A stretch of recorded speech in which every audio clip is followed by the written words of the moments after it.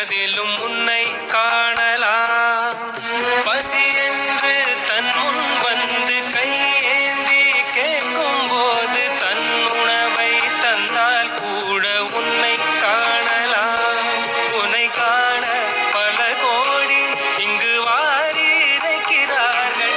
எளிதாக உன்னை சேர இங்கு யாரு நினைக்கிறார்கள்.